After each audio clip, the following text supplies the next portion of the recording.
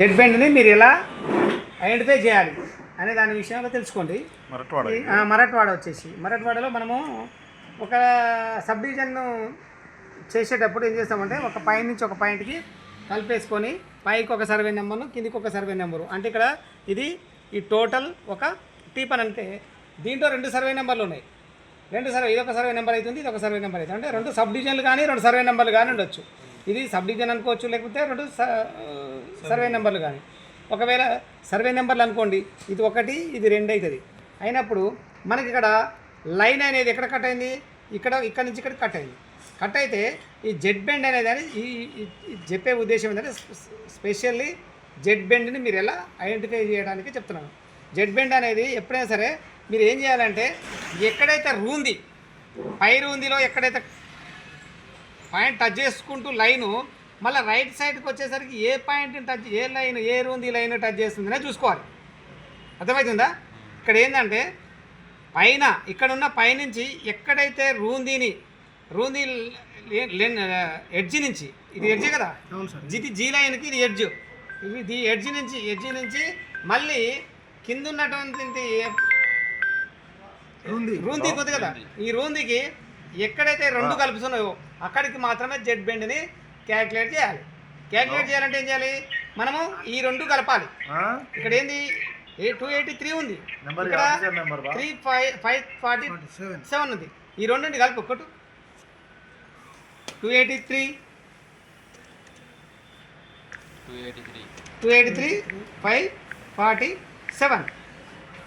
547 అంటే 2 రూందీలని కలపాలి. లెఫ్ట్ సైడ్ రూందిని రైట్ సైడ్ రూందిని టోటల్ చేయాలి. టోటల్ చేసి ఇంటూ ఎం ప్లస్ తర్వాత మనము మళ్ళీ ఇక్కడ లాంబీలు చూసుకోవాలి. ఎక్కడి నుంచి ఎక్కడ చూసుకుంటావు, ఎక్కడైతే రూంది కటింగ్ రూంది కాంచి కింద ఉన్నటువంటి లెంతులు మొత్తం తీసుకోవాలి. ఎక్కడ కట్ అయింది, ఇక్కడ 75 కాడ కట్ అయిపోయింది. 75 రూంది కాడ ఇక్కడ కట్ చేసింది కాబట్టి కొట్టు 75 104 60 192 ఇక్కడ 47 అంటే రూంది ఇక్కడే కట్ అయిపోయింది కదా. కట్ అయింది కాబట్టి into M plus MRC route 958 మీరు 958 వచ్చింది. ఓకేనా? ఇలా ఐడెంటిఫై చేయాలి. సరే ఓకే, మళ్ళీ నేను చెప్తాను నేను క్యాలిక్యులేటర్ ఎట్లా కొట్టాలనే దానికి. ఇప్పుడు ఇక్కడ మనం ఫస్ట్ ఒక రూంది తీసుకున్నాం 283. ఈ రూంది ఏది, ఇక్కడ మనం జీలీన్ నుంచి ఎడ్జ్ రూంది ఎడ్జ్లో నుంచి మళ్ళీ ఇక్కడ రూంది ఎడ్జ్ కలిపిండు. ఇదేంటి ఎఫ్ లైన్ కదా, ఫీల్డ్ లైన్ అన్నట్టు 2 సర్వే నెంబర్లకు ఫీల్డ్ లైన్. ఇది కాదు, ఇది కూడా ఫీల్డ్ లైనే, ఇదంతా ఫీల్డ్ లైనే. కానీ ఈ 2 సర్వే నెంబర్లు విడదీసేది ఇది కూడా ఫీల్డ్ లైనే, అంతే కదా. ఇదొక సర్వే నెంబర్ లేదా already sub division or survey number.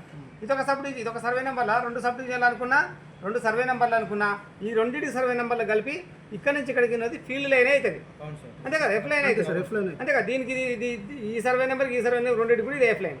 కాబట్టి ఇది ఫీల్డ్ లైన్ని మనము ఎంత లెంత్ ఉంది అని తెలుసుకోవాలంటే ఒక్కటే ఈ యొక్క ఆఫ్సెట్ని, అంటే ఇక్కడ 283 కింద ఉన్న ఆఫ్సెట్ 283 ప్లస్ ఇక్కడ 958 ఇంటూ ఈ 2 కలపాలి. కలిపి ఇంటూ ఎం ప్లస్ పెట్టాం. కొలిచిన తర్వాత మళ్ళీ మనకి ఎక్కడి నుంచి 75 కాడ స్టార్ట్ చేస్తుంది చూడండి.